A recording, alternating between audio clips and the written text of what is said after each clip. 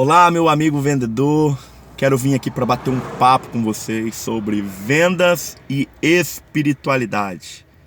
Parece que são duas coisas diferentes, né? Que não pode se misturar. Mas é aí que tá. Quando você separa isso, é onde que começa a vir a queda do vendedor. E quando eu falo queda, não estou falando de não ter sucesso. Pelo contrário, eu conheço muitos vendedores que têm sucesso em vendas, mas infelizmente eles têm uma falha na vida espiritual. Entram em um processo de falência espiritual e se desconectam do temor de Deus. Aí é que está o problema. Eles avançam no seu trabalho, vão tendo até sucesso, mas vivem uma vida de falência espiritual. E qual é o risco?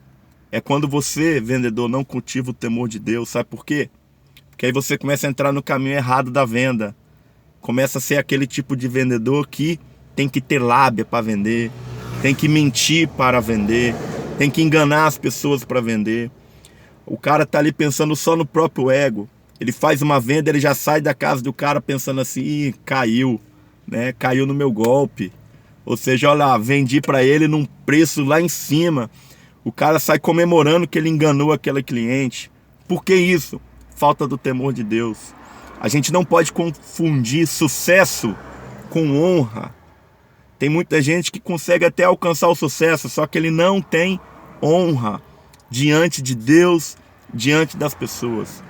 Às vezes a pessoa confunde carisma de vendedor com caráter de vendedor.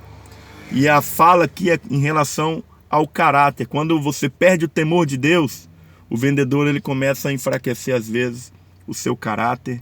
E aí que está o perigo. Eu sei que ninguém aqui é 100% certo. Nós temos as nossas falhas, somos falhos mesmo. Mas é o temor de Deus que ainda nos mantém firme nos princípios e nos valores que a gente precisa seguir para viver uma vida digna, uma vida de honra. Então a fala que eu quero deixar para você: cuidado. Se você é desses que vive só para o trabalho e não cultiva sua vida espiritual, é onde a gente vê o camarada trabalha por aí, ele pode trabalhar em qualquer lugar, às vezes viaja. E o que tem acontecido? Muitos vendedores traindo as suas esposas, muitas mulheres traindo seus maridos, porque vai perdendo o temor de Deus.